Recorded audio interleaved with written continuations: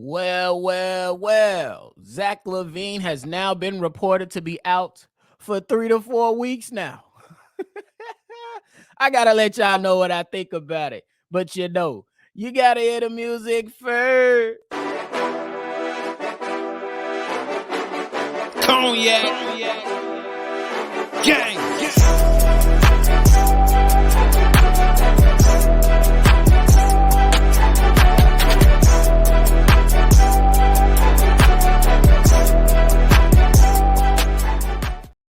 Shy Boys Podcast with the Cognac Boys. I'm Cognac Boy Bobby, and I'm holding it down on another episode of Shy Boys Podcast. If you like what you're listening to today, hit the like button, subscribe to the channel, and shake the notification bell. So every time we drop, you'll be one of the first ones to know. We are bringing live calls and daily content like this for all Chicago Bulls Nation. But hey, look. After a win last night for the Chicago Bulls against the Charlotte Hornets, and now winning 3 games in a row since LaVine went out. Initially, it came out that Zach LaVine was going to be probably out for a week and be reevaluated at that week. Then they came out and pretty much said that now my guy is now out for 3 to 4 weeks. Look, I'm no doctor. I'm no physician. But I know what foot soreness feels like. For all that know me, I am a military vet.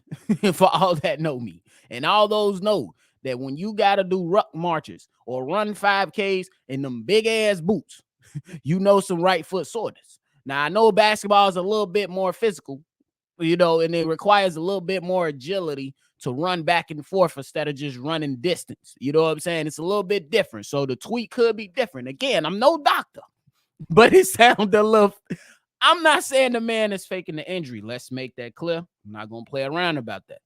But I gotta start to draw and point fingers and be like, hold on, but didn't y'all say this? And now it's this.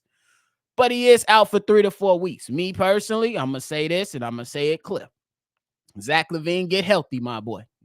But at the end of the day, it seemed like the Chicago Bulls sitting him home. That's my belief. I could be wrong. Like I said, I believe he's injured.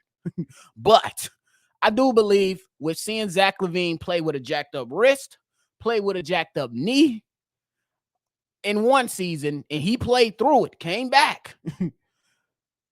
Yeah, there is a possibility that he could have came back, but there is also a possibility that the front office says stay your ass home.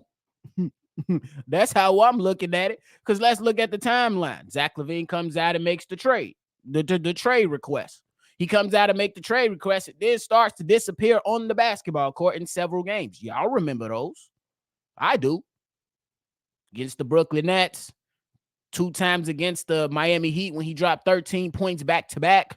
Just recently, before he actually went out against the Boston Celtics, only had 2 points.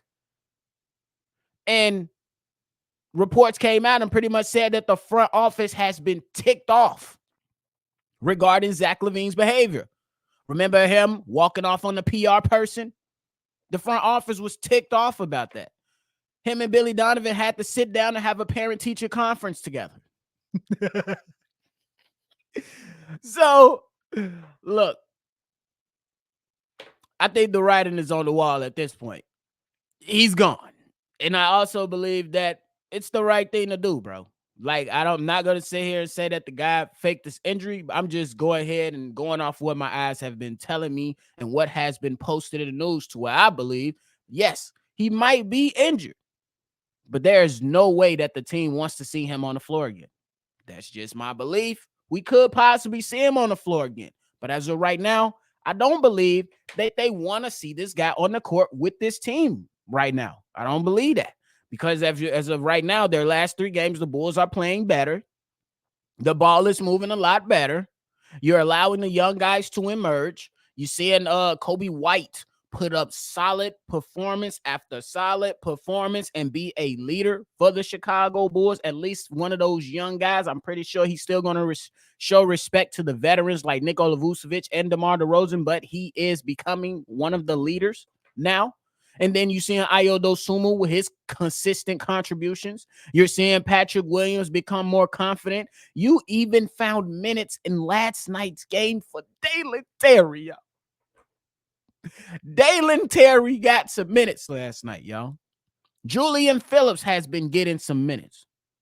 You add Zach LaVine back in there, you take away those minutes from those young guys. And I think that with now that you're seeing those young guys step up to the challenge, step up to the plate, you get a different Bulls basketball team.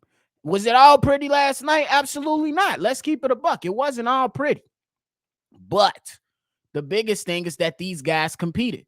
And then when the Charlotte Hornets was trying to make a run, they was able to withstand the storm and rise and get the victory. And now they go on to face the San Antonio Spurs, which is another winnable game. And we'll see if the Bulls can get their first 4-game winning streak in forever. In forever. Because I remember last season, these guys have a 3-game winning streak and then lose 4 in a row. They had a lot of 4-game losing win streaks, not a lot of 4-game winning streaks in the last season. So I just got to look at it for what it is. I'm just trying to connect the dots to say that I believe that the front office has had enough of Zach LaVine. I believe it's in Zach LaVine's best interest that he stay away from the team, especially if you want to go. And then the front office, you allowing your young guys to become better basketball players to where you allowing them more opportunities to showcase what talents they have. They are coming out here with a lot of energy. They coming out here with energy. They're coming out here defending. They're showing effort. They're on the offensive side of the ball. They're on the defensive side of the ball. You don't have to worry about Zach LaVine holding up the ball, or you don't have to worry about DeMar DeRozan that much. You still going to have to deal with some ISO possessions. But now when you eliminate one of the 2 dominant ball handlers, the ball can move a little bit more freely. And then you see scoring outputs from Kobe White. You get contributions from your other guys, Nikola Vucevic, Andre Drummond. You seeing guys starting to fill up the stat sheet, and there's no one really coming into games not showing energy and effort. We already knew that the writing was on the wall, bro. We knew that Zach LaVine was going to be out the door. Me personally, I thought I was going to see Zach LaVine again. And I had questions on what would the offense look like with Zach LaVine out there. Because we've seen in now 3 games that the ball is moving. We had to, at least before the reports, expect that Zach LaVine was probably going to return. Probably going to return. But he's not returning anymore. the Bulls, look, I'm not going to sit here again. For those that are listening, I want to be clear. I'm not saying that he faked the injury, but I do believe, along with the injury, the Bulls are kind of all right with Zach LaVine not being a part of this team right now. I will say that. The Bulls are not, they are okay with Zach LaVine missing time right now. Simply because I don't believe that it's going to hurt his trade value. I am of the belief that Zach LaVine is going to get traded. It's not going to be some blockbuster trade that recoups a lot of crazy pieces. It's going to be a trade for a few young players here, but I think the emphasis will be on draft capital. It's kind of like the James Harden trade from Houston. A lot of people was questioning. I believe it was the James Harden trade from Houston, to where a lot of people was questioning, like, man, you could have got a haul. You could have got a haul if you was the Rockets GM. But I think the Rockets GM was just more focused on the draft capital. You know what I'm saying? That's how I look at it, at least. So, when you look at that deal, James Harden was sent to the Nets. And the Houston Rockets received, let me get this correct. The Rockets received Dante Exum. I believe they got rid of him. And Rodions Kurucs, whoever that is. But they did receive 3 unprotected first-round picks. And I think that's what was, you know what I'm saying? They got it in 2022, 2024, 2026, plus pick swaps in 21, 23, 25, and 27. You know what I'm saying? And the Rockets also got Cleveland's 2022 first-round pick. Yeah, so it was all about draft capital. They didn't really get a crazy amount of players when you look at that James Harden trade. It wasn't something that they was like, yeah, we're gonna give you 50 players or 5 players. Let me calm down. We're gonna give you 5 players and some picks. No. And I like me personally, let's just say for the sake of discussion, if you see Zach LaVine get traded to the Warriors, you might see a player or two, but I think the emphasis will be on draft capital. I don't know what the draft situation is for the Warriors, but one has to consider that they will have to cough up some of those draft picks if they want Zach LaVine. I don't know if they're interested. That's just me throwing something out there. Keep everything tight, y'all. But at the end of the day, that's the belief around Zach LaVine. Yeah, hey, he out the 3-4 weeks.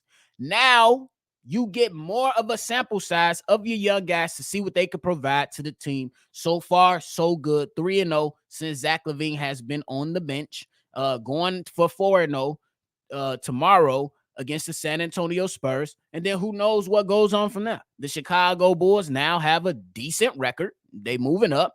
We trying to get it together. And that's all you can ask for. They're 8-14. If they win again, they'll be 9-14. And we'll see what happens. But for now, that's it for me, ladies and gentlemen. Let me know how y'all feeling about Zach LaVine's injury. He will be out for 3 to 4 weeks.